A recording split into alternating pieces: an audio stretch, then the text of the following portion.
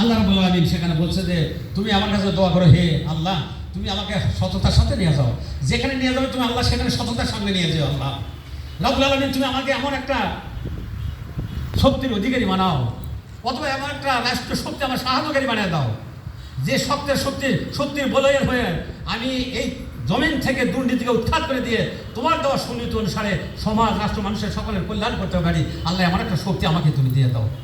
আল্লাহ রসুল ইন্নাল্লাহ লা ইউযায়িবু আনেন ওয়া আন্নাল্লাহ লা সুলতানেন। আল্লাহ রাব্বুল আলামিন বলেন ইন্নাল্লাহ লা ইউযায়িবু ইন্নাল্লাহ লা ইউযায়িবু কাওমেন হাত্তা ইউযায়িবু মা বিআনফুসিহিম। কোনো জাতির অবস্থার আল্লাহ পরিবর্তন করবে না যতক্ষণ করে ওই জাতি নিজের চেষ্টা না করে। আল্লাহ রসুলকে বললেন যে তুমি এখন কি করো, এই যে যাদেরকে নিয়ে আসছো তাদেরকে এখানে সমাজ কায়েম করে, রাষ্ট্র কায়েম করে আমার আইন অনুসারে তুমি এটা পরিচালনা করো। এটা আল্লাহ রসুলকে আল্লাহ রাব্বুল আলামিন বললেন। রাসূলুল্লাহ সাল্লাল্লাহু আলাইহি ওয়াসাল্লাম সেই অনুসারে মদিনা ইসলামী রাষ্ট্র কায়েম করলেন। মদিনা যারা আপনারা জানেন যে উমরা করার জন্য ষষ্ঠ হিজরিতে গেছেন, করতে কিন্তু দেওয়া হয় না, উমরা করতে গেছেন দেয়নি, করতে দেওয়া হয়নি। সেইখানে হুদায়বিয়া সন্ধি হয়েছে, তারপরে সেখানে 10 দফার চুক্তি, কয়েক দফার চুক্তি হয়েছে এবং 10 বছরের চুক্তি হয়েছে। আল্লাহ রসুল ফিরে এসে শান্তশিষ্টভাবে আল্লাহর দিন দাওয়াত দেওয়ার কাজ করছে, রাষ্ট্রের কাছে দিয়েছে এবং সকল মানুষের কল্যাণ করার জন্য রাষ্ট্রীয় আইন কোরআন অনুসারে সেগুলো চালু করলেন। করার পরে সকল মানুষ শান্তিতে থাকলো। প্রিয় ভাইয়েরা, আপনারা আমরা একমাত্র আল্লাহ রাব্বুল আলামিনের বান্দা এবং বান্দি। সেই দিন জন্মের পরেই আদম আলাইহিস সালামের পৃষ্ঠদেশ থেকে বের হওয়ার পরেই সেদিন স্বীকৃতি দিয়েছেন আল্লাহ তুমি মাত্র একমাত্র আমাদের রব। সেদিন বলেছিলেন এই কায়রোবালা শেষ পর্যন্ত আল্লাহ একমাত্র মালিক, এইটা মৃত্যু পর্যন্ত আপনার আমাকে এটা থাকতে হবে। এর মধ্যে আপনারা শিরক করতেছেন কেন এটা আপনার দেখতে হবে। এই জন্য যে ওয়াদাটা আপনারা করে আসছেন, আমি এই ওয়াদার কথাটা আমি বলতে চাই, যে সে কথাটা ওখানে বলে আসছেন সেই অনুসারে আপনার জীবনটা অতিবাহিত হচ্ছে কি না। যদি না হয় তাহলে যে আমি সেই শক্ত কথাটাই আপনাদের কাছে বলতে চাই, এই জন্য আপনাদের কাছে হাজির হয়েছি। মন খারাপ করার কিছু নেই, যদি মন খারাপ করেন তাহলে on the basis of the holy কোরআন অ্যান্ড সুন্নাহ, এই দুটার ভিত্তিতে আমার সাথে আপনাকে কথা বলতে হবে। যে কোরআন এই কথা বলছেন, হাদিসে এই কথা বলছে, আপনি এটা কেন বললেন, এটা আমাকে বলতে হবে। যদি না হয় তাহলে দিনই ভাই হয়ে আপনাদের একমাত্র আল্লাহ, আল্লাহ একমাত্র আল্লাহ, আমাদের আপনাদের সকলের ইলাহ আল্লাহ, একমাত্র আপনাদের সকলের রাসূল মুহাম্মদ সাল্লাল্লাহু আলাইহি ওয়াসাল্লাম, আমাদের একমাত্র দিন হলো ইসলাম, আপনাদের সকলের ধর্মীয় কিতাব হলো কোরআন। এইগুলা নিয়ে যদি এক পরিচয় আমরা থেকে থাকবে তাহলে আমরা একেবারে প্রতি আমরা দরদ দিল, আমরা ভাই বোন এইভাবে আমরা থাকতে চাই। সেই জায়গায় আমরা আল্লাহর কাছে ফিরে যেতে পারি। প্রিয় ভাইরা, একবার মেহরবানি করে দেখেন যে আল্লাহ রাব্বুল আলামিন এখন পৃথিবীতে 700 কোটি মানুষ, তার মধ্যে 200 কোটি মুসলমান। এই মুসলমানদের মধ্যে আমরা যারা আছি তারা কোনো দরখাস্ত করে আল্লাহর কাছে মুসলমান হয়ে নাই। আমরা মুসলমান হয়েছি আমাদের মা বাবার মাধ্যমে, এটা আল্লাহর ইচ্ছায় হয়েছে। কেউ দরখাস্ত করেনি যে আল্লাহ ওই হিন্দুর ঘরে আমাকে জন্ম দিও না, ক্লিন্টনের ঘরে জন্ম দিও না, ওই মোদির ঘরে জন্ম দিও না, বাইডেনের ঘরে জন্ম দিও না, পুতিনের ঘরে জন্ম দিও না। এ কথা কেউ বলেন নাই। এ কথাও বলেন না যে আমার মুসলিম মা বাবার মাধ্যমে আমি দুনিয়াতে আনো, এ কথা কেউ বলেন নাই। আল্লাহ দয়া করে দিয়েছে। এই জন্য মনে রাখতে হবে যে আল্লাহর মনে দয়া করে খাস করে আমাকে ভালোবাসে বলে মুসলমান হিসেবে দুনিয়া জমিনে আসার সুযোগ দিয়েছে। যে আল্লাহ আপনাকে এই সুযোগটা দিল, মুসলমান বানালো, সেই আল্লাহ রাব্বুল আলামিন সবচাইতে বড় একটা ইবাদত করার জন্য আপনাদেরকে সুযোগ দিয়েছে। আপনারা সহি সালামে চলে গেছেন, অর্থ আপনি সংগ্রহ করতে পেরেছেন, সেখানে তওয়াফ করেছেন, ঘুরছেন, অনেক কিছু কষ্ট করেছেন, আরাফার মাঠে গেছেন, আল্লাহর কাছে কেঁদছেন, অনেকদিন থেকেছেন, এত কিছু আল্লাহ আপনাকে সুযোগ দিয়ে পবিত্র করে নিয়ে আসছে। এই পবিত্র হওয়ার পরে আপনাকে আল্লাহর কথাটা মেনে চলবেন না? যদি নাই চলে তাহলে গেলেন কেন? কী কারণে করছেন এটা? মানুষকে শোনানোর জন্য যে ও হাজি বলুক, এইটার জন্য কি? তাহলে কেন এটা করতেছেন?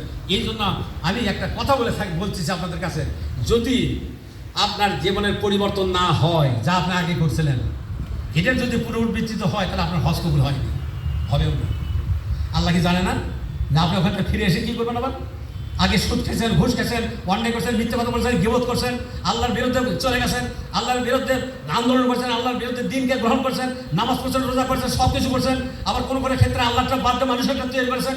তাহলে এই ক্ষেত্রে আল্লাহ কি জানেন না, বোঝেন না যে তুই ফিরে এসে কী করবে? তুই সিনেমা ঘর চালাইছো, সিনেমা ঘর চালিয়ে তুমি আমার গেছো, আবার হজ করে চলে আসছো, আবার সিনেমার ঘরে চালু করছো। আল্লাহ কি এটা জানেন না যে তুই ফিরে যা কী করবেন? ফিরে আসার পরে আমি আপনি কি করব, তার উপরে বেসিস করে আপনার হজটা কবুল হয়েছে কি হয় নাই, এটা আল্লাহ রাব্বুল আলামিন জানে বলে আপনার হজ কবুল হবে না। এরকম যদি 10-12 যদি জীবনে পরিবর্তন না হয় তার উপরেও কোনো লাভ হবে না। এই জন্য যারা আজকে আসছেন, পবিত্র হয়ে আসছেন, নিষ্পাপ হয়ে আসছেন, আপনারা মেহেরবানি করে নিজের জীবনটা যা উচিত যা হয়েছে এখন যে শিক্ষা নিয়ে আসছেন সেই শিক্ষা অনুসারে আপনারা পরবর্তী করণীয় করবেন। আমি আমার একটা বই লিখছিলাম, আমি বইটা থেকে পড়ে যান তাড়াতাড়ি হয়ে যাবে, না হলে তাহলে ব্যাখ্যা করতে গেলে অনেক সময় লাগবে। এই বইটা পারলে আমি দিচ্ছি, অনেক জায়গাতে দিচ্ছি, আপনাদেরকে দিয়েছি, আবার দেওয়া যাবে, যেহেতু ছাপানো নাই এই জন্য আমি আনতে পারলাম না, নাহলে আপনাদের ফ্রি অফ কস্ট আমি আজকে দিয়ে দিতাম। এটা আমি লিখছিলাম যে ওমরাও হজ করেছেন, এখন আপনার করণীয়টা কি?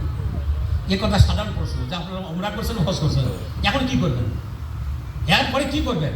এই করণীয় হিসেবে 24টা পয়েন্ট আমার এখানে আছে, আমি আপনাদের কাছে পড়ে শোনাই দেয়। ভাই বোনেরা সকলে একটু শরীর যতটুকু মনে রাখতে পারেন মনে রাখেন, জীবনটা সেভাবে করান। একটি কথা মনে রাখেন যে যতটুকু যত বড় কথাই বলুক, রাসূলুল্লাহ সাল্লাল্লাহু আলাইহি ওয়াসাল্লামের কথা ছাড়া যদি অন্য কারো কথার উপরে গুরুত্ব দেন, আল্লাহ রাব্বুল আলামিনের বাণীর চাইতে যদি অন্য বাণীর উপরে গুরুত্ব দিয়ে দেন, তাহলে যত কথাই বলেন কোনো কাজ হবে না। যদি হয় চ্যালেঞ্জ দিয়ে চলে আসবেন, আর যদি না হয় তাহলে তওবা তাহলিল করে আল্লাহর কাছে সারেন্ডার করবেন। আর যদি ঠিক থেকে থাকেন আলহামদুলিল্লাহ। এই যে আপনারা গেছিলেন ওখানে আল্লাহ ঠিক দিয়েছে, চুক্তি করে আসছেন, গোটা বিশ্বের মানুষের কাছে ফিরে আসার পরে আপনারা যে পিরিয়ডে বাইসে আছেন এই পিরিয়ডে মানুষের কাছে আপনার কথা বলতে হবে আল্লাহর উলুহিয়াত নিয়ে, আল্লাহর একত্ববাদ নিয়ে। আপনারা এই কথা বলতে পারবেন যে আমি আগে বলছি যে আপনাদের একটা প্রভাব প্রতিপত্তি আছে, আপনার মাতব্বর গ্রামের পরিচিত অথবা একটা প্রতিষ্ঠানের প্রধান অথবা দেশের প্রধান যখন প্রধানমন্ত্রী যাবে অথবা প্রেসিডেন্ট যাবে বা কোনো এলাকার এমপি যাবে, কোনো এলাকার উপজেলার চেয়ারম্যান যাবে, কোনো ইউনিয়নের চেয়ারম্যান সাহেব যাবে, কোনো গ্রামের মাতব্বররা যাবেন, যাদেরকে মানুষ মানাধনা করে, তারা যখন ফিরে এসে আপনাদের কাছে কিছু কথা বলবে তখন ওইটা আপনাদের প্রতি আসর বেশি ঘুরবে। এই জন্য এই কাজের জন্যই আপনাদেরকে বেছে নেওয়া হয়েছে। আল্লাহ রাব্বুল আলামিন আপনাদেরকে পাঠিয়ে দিয়েছে। এখন আপনাদের দায়িত্ব হলো এই মানুষের কাছে আপনার ন্যায়ের কথা বলা, অন্যায় বিরোধিতা করা, আমরু বিল মারুফ নাহি আনিল মুনকার, এই দায়িত্ব হলো আপনাদের প্রতিপালন করতে হবে। নিজের জীবন পরিচালনা করবেন আর এই কাজটা আপনাকে করতে হবে আল্লাহর খলিফা হিসেবে। আল্লাহর খলিফা হিসেবে আল্লাহর বলে বলছে ইয়া আইয়ুহাল্লাযিনা আমানু কুনু আনসারাল্লাহ কামা ক্বালা ঈসা ইবনু মারইয়াম লিল হাওয়ারিয়্যিনা মান আনসারি ইলাল্লাহ। আল্লাহ রাব্বুল আলামিন বলছেন যে হে ইমানদাররা তোমরা আল্লাহর সাহায্যকারী হও। সুবহানাল্লাহ। আল্লাহর সাহায্যকারী হতে বলছে আপনাদেরকে। কেমন? ওই যে হাওয়ারের যেভাবে সাহায্যকারী হয়েছিল ঈসা আলাইহিস সালামের, ওই রকম তোমরা আল্লাহর দিনের জন্য সাহায্যকারী হও। তারা বলছো নাহনু আনসারুল্লাহ, তারা সবাই বলছে আমরা আল্লাহর সাহায্যকারী। আজকে আল্লাহ আপনাদেরকে বলছে যে আপনারা আল্লাহর দিনের সাহায্যকারী হন, অন্য কোনো সাহায্যকারী না। কি আল্লাহর এই দিন আজকে নিভে যাচ্ছে, দিনের বিরুদ্ধে হচ্ছে। মুসলিম প্রধানী বাংলাদেশ 97-92% মুসলমান আপনারা আছেন। সেই দেশে কোরআনের কথা অনুসারে আল্লাহর কথা অনুসারে আল্লাহ রসুলের রেখে যাওয়া খোলাফায়ে রাশিদিনদের রেখে যাওয়া সমাজ ব্যবস্থা, রাষ্ট্র ব্যবস্থা, ওই শান্তির ব্যবস্থা কি এই দেশে আছে? নাই। এটা কে ভালো করে দেবে? আপনার কোথায় থেকে হবে এটা?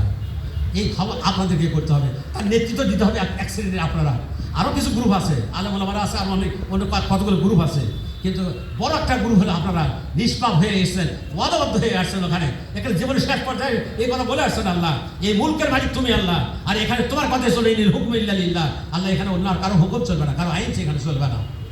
এটা যদি করতে পারেন তাহলে আমার স্ত্রীরও স্বাধীনতা থাকবে, আমার সন্তানেরও থাকবে, মায়েরও থাকবে, বাপেরও থাকবে, শ্রমিকেরও থাকবে, আপনার থাকবে, মুরব্বীর থাকবে, ধনীর থাকবে, গরিবের থাকবে, মেহনতি মানুষের থাকবে, মজুরের থাকবে, অমুসলমানদের থাকবে, সকল মানুষের সকল অধিকার পালন হওয়ার জন্য পরিবেশ তৈরি হয়ে যাবে। এক ষোড়শী যুবতী রাতের বেলায় তার যৌবন নিয়ে রাস্তায় চলবে, কেউ তার দিকে তাকানোর মতো সুযোগ পাবে না, চুরি কেউ করবে না, জাকাতের টাকা নেওয়ার মানুষ খুঁজে পাওয়া যাবে না। যত অর্থ বাংলাদেশে আছে এই অর্থ যদি ইকুয়াল ডিস্ট্রিবিউশন করা হয় আর জাকাতের টাকা যদি আদায় করা হয় তাহলে গরিব মানুষ গরিব থাকবে না, যে কষ্ট তারা করতেছে এগুলো থাকবে না। এটা আল্লাহর দেওয়া বিধান, আল্লাহ রসুল করে গেছেন, তার প্রেরণের ইতিহাস আছে। অনেক সাহাবীদের জীবনে শুনে চোখের পানি ফেলেন, যেমন তাদের জীবন কাহিনী থেকে আপনারা শোনেন, অনেক কিচ্ছা কাহিনী থেকে আপনারা শোনেন, কিন্তু আপনার আমার সেটা হয়তো হবে না।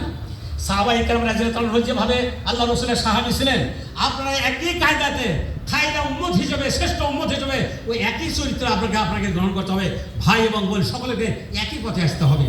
এই জন্য আমি আপনাদের কাছে নিবেদন করতে চাই, আমি খালি পড়ে শোনাই, কতবার আপনারা শোনেন, কারণ আমার আবার ওদের সময় নষ্ট হলে যেতে পারবো না, দেরি হয়ে যাবে।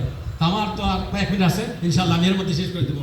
প্রিয় ভাই এবং বোনেরা, আপনারা শোনেন খালি, পরবর্তীতে আপনারা সংগ্রহ করবেন, পারলে আমিও আপনাদের ইয়ার মাধ্যমে বই দেওয়ার চেষ্টা করবো ইনশাআল্লাহ। আর আপনারা ভুল বুঝবেন না, আমি একটু শক্ত কথা বলতেছি, দিনী ভাই থেকে বলতেছি, এই কারণে আপনাদের কাতারেরই মানুষ আমি, সেই হিসেবেই বলতেছি। আর আমি কোনো আলেম মানুষও না, এখানে যারা আলেম আছে তাদের কাছাকাছিও না, কিন্তু যেহেতু আল্লাহর দিনের যে কথাটুকু জানতেছি এটুকু আপনাদের কাছে বলতে হবে। পারলে আয়া আমার একটা কথা জানা থাকলে সেটা আমি বলবো, আমি যতটুকু জানতেছি এটুকু আপনাদের বলতে হবে, আপনারা যতটুকু জানতেছেন সেটুকু আপনাদেরকে অবশ্যই বলতে হবে, মানুষের কাছে কথা বলতে হবে।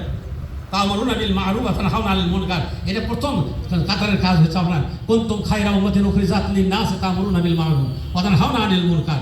এই যে কথাটা, এটা আপনাদের দায়িত্ব। এটা হলো নবিয়ানা কাজ, নবী আলাইহিস সালাম যে কাজ করেছিলেন মুহাম্মদ রাসূলুল্লাহ সাল্লাল্লাহু আলাইহি ওয়াসাল্লাম সে কাজ করবে। এই জন্য অনেকের চাইতে আপনাদের মূল্য মর্যাদা অনেক বেশি। বলে সুবহানাল্লাহ বিহামদিহি। আল্লাহ আপনাদের মর্যাদা দিয়েছেন। একটা কাজ যে নবীদের কাজ ছিল যে ন্যায় চালু করা, অন্যায় বন্ধ করা। আজকে সেই কাজটা আপনি করলে এই মর্যাদায় যাবেন। একজন হাজি হিসেবে আল্লাহর ঘরে তাওয়াক্কুল হিসেবে ওমরা করেন, হজ করেন, যাই করেন না কেন আল্লাহর সাথে চুক্তি করে। এই জন্য এই কথাগুলো আপনারা একটু মেহেরবানি করে মনে রাখেন। এই জন্য প্রথমে আমি বলি, শুধু ওমরা করার সামর্থ্য যাদের আছে তারা তো ওমরা করেছে, যদি সম্ভব হয় তারা হজটা করার চেষ্টা করবেন। এক নম্বর করণীয় আপনাদের।